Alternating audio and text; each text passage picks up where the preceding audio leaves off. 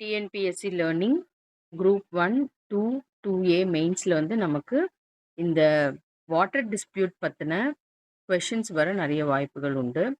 So அதுக்கான video தான் இது. நமக்கு ஏற்கனவே நான் என்னென்ன வாட்டர் டிஸ்பியூட்ஸ் வந்து இருக்கு நம்ம இந்தியாவில் அப்படின்னு ஒரு ஷார்ட்ஸ் போட்டிருக்கேன். அது பார்த்துருப்பீங்கன்னு நினைக்கிறேன். ஸோ அதோட டீட்டெயில் வீடியோ தான் வந்து இது. ஏன்னா அதில் நமக்கு ஆர்டிகல் 262 இன்வால்வ் ஆயிருக்கு இந்த இதில். அதே போல நம்மளோட ஆக்ட் பார்த்தீங்க அப்படின்னா, வாட்டர் டிஸ்பியூட் ஆக்ட் 1956 இன்வால்வ் ஆயிருக்கு. அதோட டீட்டெயில்ஸ பார்க்கலாம். 2 மாநிலங்கள் நடுவுல வந்து ஓடுற ஆறுகள், அப்போ எந்த மாநிலத்தில அது உருவாகுது, எந்த மாநிலத்தில போய் சேருதுன்னும்போது, 2 மாநிலங்களுக்கு நடுவுல வந்து நெறைய தகராறுகள் வந்து நடைபெறும். அப்போ ஒரு மாநிலம் வந்து இன்னொரு மாநிலத்துக்கு வந்து அந்த தண்ணீ தரமாட்டேன்னு சொல்லி தகராறு பண்ணும்போது, இந்த மத்திய அரசு வந்து இத வந்து தலையிட்டு தீர்க்கும். அப்ப பார்லிமென்ட்க்கு அந்த பவர் உண்டு. அதுதான் வந்து ஆர்டிக்கிள் 262ல வந்து சொல்லியிருப்பாங்க. ஸோ, இப்ப அத முழுமையா தீர்க்கணும் அப்படின்றதுனால, அத கம்ப்ளீட்டா வந்து ஒரு தீர்ப்பாயம் மாரி உருவாக்கணும்னு சொல்லி சொல்லியிருப்பாங்க. இந்த தீர்ப்பாயம் வந்து நமக்கு வந்து 2 மாநிலங்களுக்கு இருக்கிற தகராற வந்து ஒரு சட்ட ரீதியா அணுகி, அத வந்து தீர்க்கறதுக்கான ஒரு வழிமுறையா இருக்கு. இவங்க என்ன பண்ணுவாங்க, 2 மாநிலங்களையும் கூப்ட்டு, அதோட சம்மந்தப்பட்ட அந்த ஆ விதிமுறைகள், அப்புறம் வந்து நிபந்தனைகள் இது எல்லாத்தையும் 2 பேரும் பேச்சுவார்த்தை சுமூகமா வந்து நடத்தி ஒரு ஒப்பந்தத்த வந்து உருவாக்குவாங்க. அந்த ஒப்பந்தத்த உருவாக்குறது மூலமா, இந்த தகராற வந்து நம்ப வந்து ஒரு சட்ட ரீதியா வந்து அணுகி, அதுக்கான தீர்வ வந்து காண முடியும். ஸோ இப்படிதான் வந்து நமக்கு வந்து இந்த சட்டம் உருவான பிறகு நமக்கு அ இந்தியாவுல இருக்கிற மாநிலங்கள் இடையான நீர் தகராறு தீர்ப்பாயங்கள் வந்து அமலுக்கு வருது. இப்போ ஒவ்வொரு மாநிலத்திலயும் உருவாகுற ஆறு வந்து இன்னொரு மாநிலத்தில போய் சேரும் இல்லையா? அதே இடத்துல இருக்காது. அப்போ அந்த ஆற்று தண்ணீய வந்து அவங்க ஷேர் பண்ணும்போது, அந்த பர்ட்டிகுலர் உருவாகுற மாநிலத்தில இருக்கிற நலன்கள், திட்டங்கள் வந்து பாதிக்கப்படும் அப்படின்றதுனால, அவங்க தண்ணீய குடுக்க மறுத்துருவாங்க. ஸோ அந்த சமயத்தில தான் வந்து இந்த பிரச்சனைகள் வந்து ஏ ஏற்படுது. இந்த மாதிரியான பிரச்சனைகள தீர்க்கறதுக்கு தான் வந்து நமக்கு இந்த தீர்ப்பாயங்கள் வந்து உருவாக்கப்பட்டது. இப்ப இந்த தீர்ப்பாயங்கள் மூலியமா பேச்சுவார்த்தை நடத்தி ஒரு ஒப்பந்தம், ஒரு அக்ரீமெண்ட் போடும்போது, அது வந்து சக்சஸ் ஆயிட்டா பிரச்சனை இல்ல. அப்ப சக்சஸ் ஆகல அப்படின்ற பட்சத்தில வந்து, இந்த 1956ஆம் ஆண்டின் மாநிலங்களுக்கு இடையேயான ஆற்று நீர் தகராறு சட்டத்தின் கீழ் அரசாங்கம் வந்து அடுத்த கட்ட நடவடிக்கை வந்து எடுக்கும்.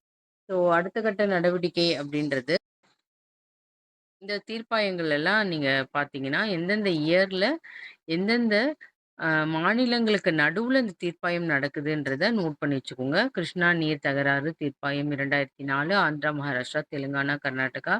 மகாநதி நீர் தகராறு தீர்ப்பாயம் 2018, சத்தீஸ்கர் மற்றும் ஒடிசா. மகாதாயி நீர் தகராறு தீர்ப்பாயம் 2010, கர்நாடகா, கோவா மற்றும் மகாராஷ்டிரா. ரவி பியாஸ் நீர் தீர்ப்பாயம் 1986, ராஜஸ்தான், ஹரியானா மற்றும் பஞ்சாப். வன்சாதாரா நீர் தகராறு தீர்ப்பாயம் 2010, ஒடிசா மற்றும் ஆந்திர பிரதேசம். இப்போ இந்த மாநிலங்களுக்கு இடையேயான நீர் தீர்ப்பாயம் அரசியலமைப்பு விதிகள வந்து பார்ப்போம். இப்ப 2046வது சரத்து தான் வந்து ஃபர்ஸ்ட்டு அரசியலமைப்புல இருந்தது. அது வந்து பாராளுமன்றம் மற்றும் மாநில சட்டமன்றங்களால் இயற்றப்பட வேண்டிய சட்டங்கள் குறித்து வந்து குறிப்பிடுது. இப்போ இந்த மாநிலங்களுக்கு இடையேயான நீர் தகராறு தொடர்பான இந்திய அரசியலமைப்பு சட்டம் நமக்கு எதுக்கு அண்டர்ல வருது அப்படின்னு சொல்லி பார்த்தோம்னா, மாநில பட்டியல்ல 17வது பதிவின் கீழ் வருது. ஆ இதுல வந்து நீர் வளங்கள், பாசனம் மற்றும் கால்வாய்கள், வடிகால் இது எல்லாத்தையும் பத்தி பேசுது பாருங்க. கரைகள், நீர் சேமிப்பு, நீராற்றல் இது தொடர்பா. பொது நலனுக்காக மாநிலங்களிடையே ஆறுகள் மற்றும் ஆறு பள்ளத்தாக்குகள வந்து ஒழுங்குபடுத்துறது. இது எல்லாமே வந்து நம்மளோட யூனியன் லிஸ்ட்ல வந்து 56வது பிரிவின் கீழ் வருது. இப்ப யூனியன் லிஸ்ட்ல 56 பிரிவுக்குள்ள வருது. மாநில லிஸ்ட்ல வந்து மாநில பட்டியல்ல வந்து 17வது இதுல வருது. ஸோ இந்த அ அதிகாரம் வந்து மாநிலங்களுக்கு வந்து 17வது பதிவின் கீழ் குடுக்கப்பட்டது. என்னென்னன்றத பார்த்தோம். ஒன்றிய பட்டியல் கீழ வந்து நமக்கு வந்து ஒன்றிய அரசுக்கு ஒழுங்குபடுத்துதல் மற்றும் ஆறுகள் மற்றும் ஆழ் பள்ளத்தாக்குல ஒழுங்குபடுத்துற அதிகாரத்த வந்து இதன் கீழ் கொடுக்குது. ஸோ இதனால அதேபோல ஆர்டிக்கிள் 262 ஆ கிளாஸ் 1 பார்த்தோம் அப்படின்னா, நமக்கு வந்து எந்த ஒரு மாநிலங்களுக்கு இடையான நதி அல்லது ஆற்று பள்ளத்தாக்கின் நீரை பயன்படுத்துதல், விநியோகித்தல் அல்லது கட்டுப்படுத்துதல் தொடர்பான எந்த ஒரு தகராறு அல்லது புகாருக்கு சட்டம் மூலம் தீர்ப்பளிக்க பாராளுமன்றம் வழிவகை செய்யலாம். அதேபோல 262 கிளாஸ் 2 பாருங்க. இதுல வந்து அரசியலமைப்பு எது கூறப்பட்டிருந்தாலும், இந்த அரசியலமைப்புல, அதாவது 262 2ல. ஸோ பிரிவு 1ன் குறிப்பிட்டுள்ள எந்த ஒரு தகராறு அல்லது புகார். இந்த 1ல குறிப்பிட்டுள்ள எந்த ஒரு தகராறு, புகார். 262 1ல வந்து நமக்கு வந்து தகராறு இந்த இதெல்லாம் பத்தி குடுக்கலாம்னு சொல்லியிருக்கு. அதுக்கு வந்து பார்லமென்ட் தலையிட்டு வழிவகை செய்யலாம். அதுக்கு தீர்வு சொல்லலாம்னு சொல்லியிருக்கு.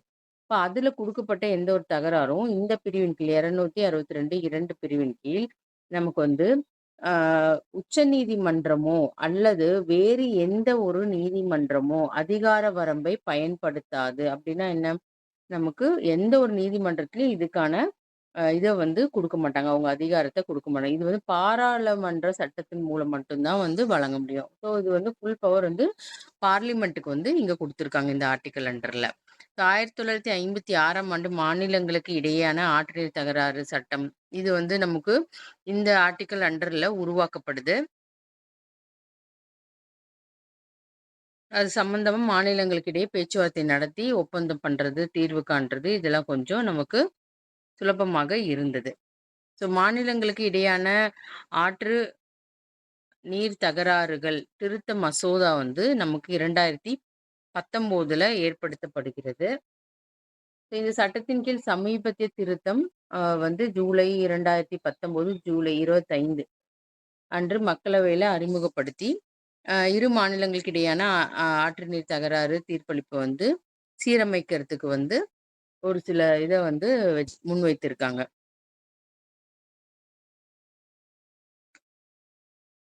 ஸோ இந்த சட்டத்த வந்து இது கம்ப்ளீட்டா வந்து திருத்தியிருக்காங்க. இந்த இதுல. 2002ஆம் ஆண்டு ஒரு சட்ட திருத்தம் எடுத்து வந்திருப்பாங்க. 2019க்கு முன்னாடி, திருத்த மசோதாக்கு முன்னாடி. இதுல என்ன சொல்லியிருப்பாங்க அப்படின்னா, 2002 சட்டம் வந்து சில மாற்றங்களோட நடைமுறைக்கு வருது. ஆனா, 2002க்கு முன்னாடி இருந்த தீர்ப்பாயங்களோட தீர்ப்புகளை இது மாற்ற முடியாது. அது அப்படியே தான் இருக்கும். இனி வரக்கூடிய தீர்ப்புகள் தான் வந்து இந்த 2002 சட்டத்திருத்த சட்டத்தின் கீழ் என்னென்ன மாற்றங்கள் கொண்டு இருக்குமோ, அதுக்கு அப்ளிகபிள் ஆகும் அப்படின்ற மாரி சொல்லியிருப்பாங்க. இந்த புதிய சட்ட திருத்தம் 2002ல வந்து எந்த ஒரு கால அவகாசத்தையும், செல்லுபடியையும் வழங்குவதிலிருந்து தீர்ப்பாயங்கள் வந்து தடுக்கிறது. ஒரு ஒரு குறிப்பிட்ட காலம் வந்து நமக்கு இருக்கும். 1 வருஷத்துலருந்து 3 வருஷம் வரைக்கும் அவங்க டைம் எடுத்துக்குவாங்க. இந்த ஆ தீர்ப்பாயங்கள் வந்து தீர்ப்பு குடுக்கறதுக்கு. அதனாலேயே கூட வந்து இந்த டிஸ்பியூட்ஸ் வந்து உடனுக்குடனே வந்து ஆ தீர்வு காண முடியலன்றது இன்னொரு டிராபேக்கா நம்ம வந்து இங்க சொல்லலாம்.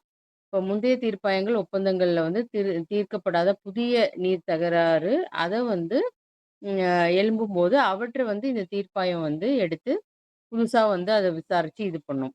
இந்த 2002 சட்டத்திட்டத்துக்கு கீழ. 2019 நம்ம ஏற்கனவே பார்த்தோம். அ நமக்கு ஜூலை 25ஆம் தேதி இந்த 2019 வந்து மசோதா வந்து நிறைவேறி அமலுக்கு வருது. இப்ப 1956ஆம் ஆண்டு மாநிலங்களுக்கு இடையான ஆற்று நீர் தகராறு சட்டத்த வந்து திருத்த வந்து இது பரிந்துரைச்சு 2024ல வந்து புதிய மக்களவை தேர்ந்தெடுக்கப்படுவதற்கு முன்பு உரிய நேரத்தில் ஒப்புதல் அளிக்கப்படாததால் இந்த மசோதா வந்து காலாவதியும் ஆயிடுச்சு. ஸோ இந்த சட்டத்தின் கீழ் மாநில அரசு மாநிலங்களுக்கு இடையான நதி தகராறு தீர்ப்பளிப்பதற்கு ஒரு தீர்ப்பாயத்தை பரிந்துரைக்குமாறு மத்திய அரசு கேட்டுச்சு அப்படின்னா, பேச்சுவார்த்தை மூலம் தகராற தீர்க்க முடியாது அப்படின்றபோது, மத்திய அரசு என்ன பண்ணுவாங்க அப்படின்னா, 1 வருடத்திற்குள் இந்த தகராறு தீர்ப்பு அளிக்க அளிப்பதற்காக ஒரு தகராறு தீர்ப்பாயத்தை அமைக்கணும். அப்போ ஒரு மாநில அரசு பார்லிமென்ட்டால 1 இயர்க்குள்ளார இந்த சட்டத்த வந்து தீர்க்க முடியல அப்படின்ற பட்சத்துல ஸோ இதன் கீழ வந்து 1 வருஷத்துக்கு மீறி அவங்களால தீர்க்க முடியலன்னும்போது தான், அவங்க இந்த வந்து தீர்ப்பாயத்த வந்து அ நடைமுறைக்கு எடுத்துட்டு வருவாங்க.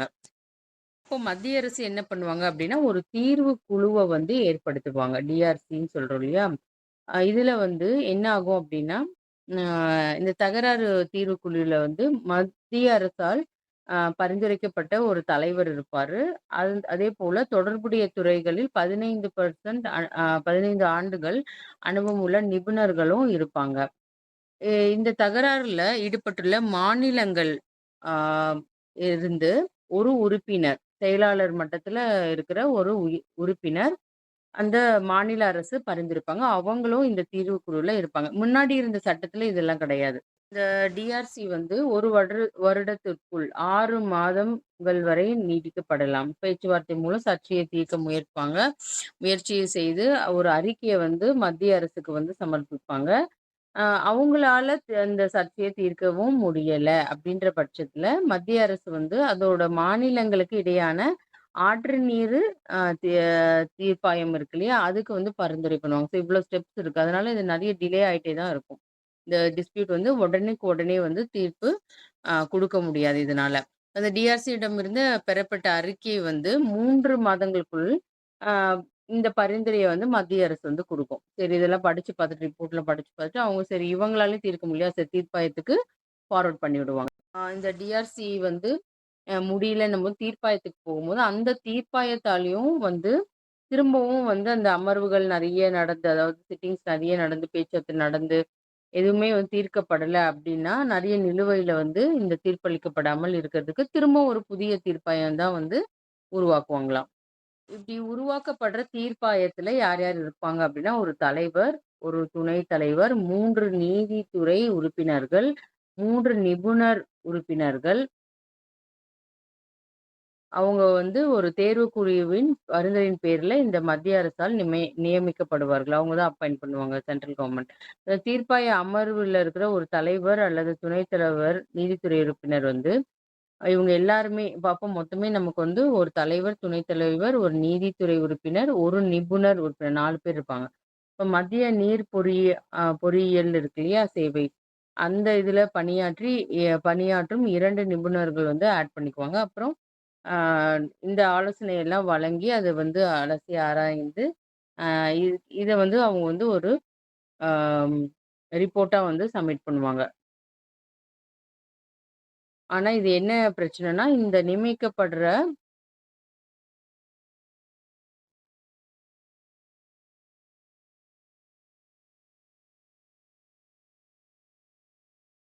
இந்த நியமிக்கப்படுறவங்க வந்து அ அந்த சர்ச்சையில் இருக்கக்கூடிய மாநிலங்களை சேர்ந்தவர்களாக இருக்கக்கூடாது, அந்த நிபுணர்கள். அது வந்து கண்டிஷனா சொல்லிப்பேன். ஏன்னா, அவங்க சார்பா அவங்க பேசுவாங்கன்றதுனால. இது காலக்கெடு அப்படின்னு சொல்லிட்டு பார்த்தோம் அப்படின்னா, 3 ஆண்டுகளுக்குள் தனது தீர்ப்பை வந்து வழங்கணும். அந்த தீர்ப்பாயம். 3 ஆண்டு வரைக்கும் தான் உங்களுக்கு டைமு. ஆனா, இன்னும் 2 ஆண்டுகள் வேணுனா, அத வந்து எக்ஸ்டெண்ட் பண்ணிக்கலாம். ஆ இந்த மசோதாவின்படி முன்மொழியப்பட்ட தீர்ப்பாயம் வந்து சர்ச்சைக்குரிய தனது தீர்ப்பை 2 ஆண்டுகளுக்குள் வழங்க வேண்டும். மசோதா படி பார்த்தா 2 ஆண்டுக்குள் வழங்க வேண்டும். ஆனா அது வந்து 5 வருஷம் வரைக்கும் எக்ஸ்டெண்ட் ஆகும். 3 வருஷம் போகுது. அப்புறம் 2 வருஷமும் நீடிக்கப்படலாம். இந்த மாநில மேலதிக அ பரிசீலனைக்காக இந்த விஷயத்தை மீண்டும் தீர்ப்பாயத்துக்கு பரிந்துரைத்தால், தீர்ப்பாயம் தனது அறிக்கையை 1 வருட காலத்திற்குள் மத்திய அரசுக்கு சமர்ப்பிக்க வேண்டும். வந்து ஃபர்ஸ்ட் 2 இயர்ஸ் அதுக்கப்புறம் 1 இயர் எக்ஸ்டெண்ட் பண்ணலாம். அப்புறமும் ஒரு 2 இயர்ஸ் எக்ஸ்டெண்ட் பண்ற மாதிரி ஆ ஆகும். அந்த அளவு கால வந்து தராங்க. டைம் வந்து அவங்களுக்கு தராங்க. அது மாரி எக்ஸ்டெண்ட் பண்றா மேக்ஸிமம் 6 மந்த்ஸ் வரைக்கும் தான் வந்து அவங்க எக்ஸ்டெண்டும் பண்ண முடியும். நமக்கு இந்த அணைகள் பாதுகாப்பு சட்டமும் 2021 இத ஒட்டி தான் வருது. இப்போ மாநிலங்கள்ல இதுல யூனியன் லிஸ்ட்ல நமக்கு 56வது பிரிவின் கீழ் தான் இந்த எல்லா நடவடிக்கையும் யூனியன் கவர்மெண்ட் வந்து எடுப்பாங்க. மாநில பட்டியல்ல 17வது பிரிவின் படி தான் மாநில கவர்மெண்ட் வந்து எடுப்பாங்க. இதை ஒட்டி தான் வந்து அணைகள் பாதுகாப்பு சட்டம் 2021 வந்து இது அண்டர்ல தான் வருது நமக்கு. எல்லா நதிகளிலும் அமைந்திருக்கக்கூடிய பழைய அணைகள், இந்த அணைகள் எல்லாத்தையுமே வந்து இந்த சட்டத்தின் கீழ வந்து எடுத்துட்டு வந்து, அத வந்து அதோட ஒட்டி இருக்க நதிகளும் அடங்கி இருக்கிறதுனால, இந்த சட்டமும் அந்த டேமும் வந்து சேர்ந்து வந்து இந்த இது கீழ நமக்கு வந்துருது. இப்ப சட்டப்பிரிவு 252 கீழ வந்து, உயர்நீதிமன்றத்துல இப்ப அரசியலமைப்பு செல்லுபடியாக எதிர்த்து உயர்நீதிமன்றத்துல ஒரு மனு தாக்கல் செய்யலாம். இப்ப இந்த நதிகள் ஆ வந்து மாநிலங்களுக்கு இடையான தகராறுல இருக்குன்னும்போது, இந்தியால இருக்க அனைத்து நதிகளும் எல்லாமே இந்த சட்டத்துக்கு கீழ வர்றதுனால, அவங்க இப்ப ஏதாவது ஒரு டிஸ்பியூட் அப்படின்னும்போது, இந்த பாராளுமன்ற மசோதா நிறைவேற்றப்படுவதற்கு முன் மாநில சட்டமன்றங்களில் ஒப்புதலை பெற பின்னரே இந்த சட்டத்தை நிறைவேற்றப்பட்டது. 252 பிரிவின் கீழ தான் வந்து இந்த டேம் ஆக்ட் வந்து நமக்கு வருது. 2021ல.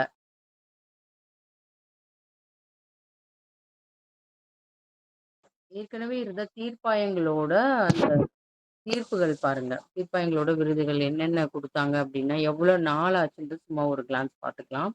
இதனால தான் வந்து நமக்கு வந்து இந்த டிஸ்பியூட் வந்து இன்னுமே இருந்துட்டே இருக்கு. ரொம்ப காலதாமதம் ஆகுறதுனால தான். இப்ப பாருங்க, அதிகாரப்பூர்வ அரசிதழ் நம்ம கெசட்ல வந்து நமக்கு 3 தீர்ப்புகள் வந்து இருக்கு. அதுல வந்து கிருஷ்ணா தீர்ப்பாயம் 1, அப்புறம் வந்து கோதாவரி, அப்புறம் கோதாவரி, நர்மதா ஆறுகள் கரையோர மாநிலங்கள் ஆற்று நீர் பயன்பாட்டை ஒதுக்கும் நீர் தகராறு தீர்ப்பாயங்கள் இது. இதுல வந்து நமக்கு 2002ல ஆரம்பிச்சிருக்காங்க.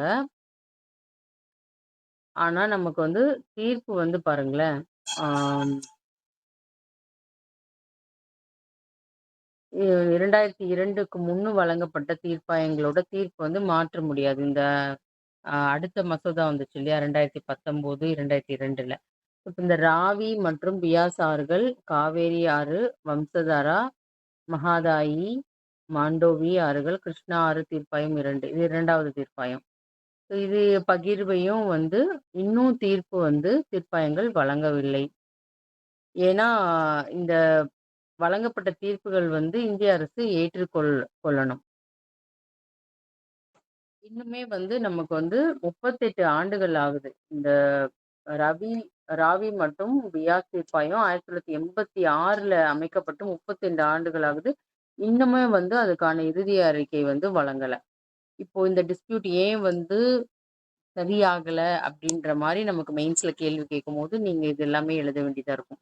அதேபோல காவிரி நீர் தகராறு தீர்ப்பாயம் வந்து 2019 பிப்ரவரி 20ல வந்து இந்திய அரசால் அறிவிக்கப்பட்டது. அப்புறம் உச்சநீதிமன்றம் வந்து நீர் ஒதுக்கீடு மாற்றி தீர்ப்பாயத்தின் உத்தரவையும் மாற்றியது.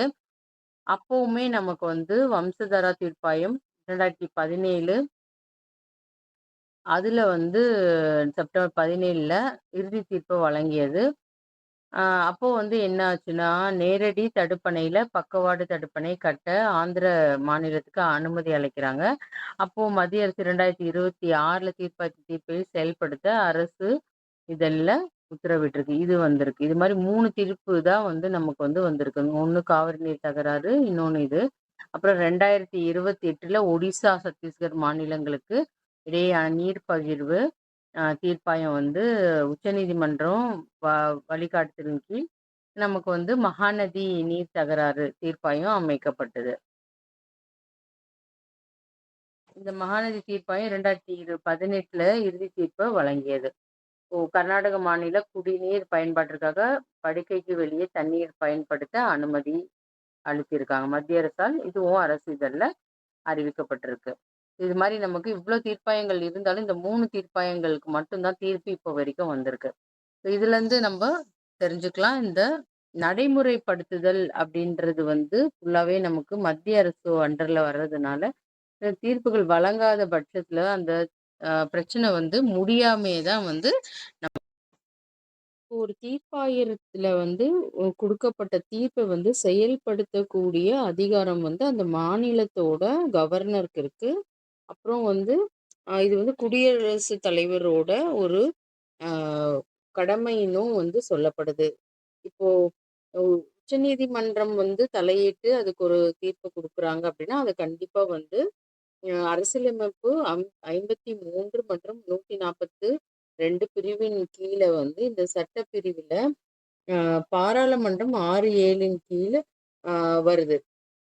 அப்போ ஏற்கனவே வந்து நிறுவப்பட்டு செயல்படுத்தப்படும் வாரியம், அதிகார அமைப்பு எதிராக முடிவு செய்யும் வரை, அதில் மாற்றங்கள் செய்யும் வரை, அந்த தீர்ப்பாயம் உச்சநீதிமன்றத்தோட அ உத்தரவு இது எல்லாத்தையுமே வந்து காலதாமதம் இன்றி குடியரசுத் தலைவர் நிறைவேற்றணும் அப்படின்றது அவரோட ஒரு கடமையாவும் இந்த பிரிவின் கீழ சொல்லப்படுது.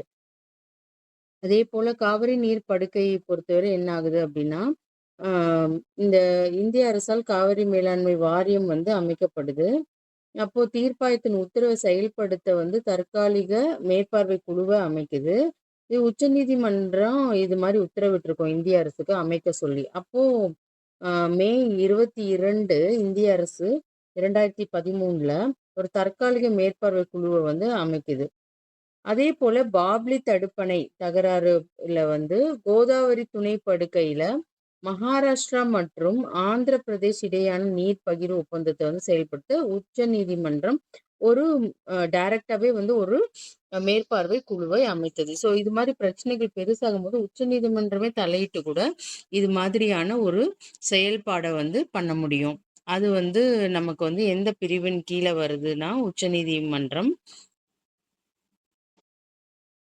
அரசியலமைப்பு 131வது பிரிவின் கீழ இது மாதிரி உச்சநீதிமன்றம் வந்து டைரக்ட்டா கூட அந்த தகராற வந்து எடுத்து தீர்ப்பளிக்க முடியும். அப்படி வந்து தீர்ப்பளிக்கும்போது, அத கண்டிப்பா வந்து இந்திய குடியரசுத் தலைவரும், அந்த மாநிலங்களோட ஆ ஆளுநர்கள் இவங்க வந்து கண்டிப்பா வந்து அத வந்து நிறைவேற்றியே ஆகணும். அது வந்து 142 வது அரசியலமைப்பு சட்டப்பிரிவின் படி அது வந்து நமக்கு வந்து அவங்களுக்கு ஒரு அது கடமையா வந்து இது பண்றது. அப்படி நிறைவேற்ற முடியாத சமயத்துல அது வந்து ஒரு குற்றவியல் குற்றச்சாட்டா தண்டிக்கப்படும் அப்படின்றது உச்சநீதிமன்றத்த அவமதிக்கிற ஒரு குற்ற செயலா வந்து அத வந்து நம்ம அரசியலமைப்புல வச்சிருக்காங்க.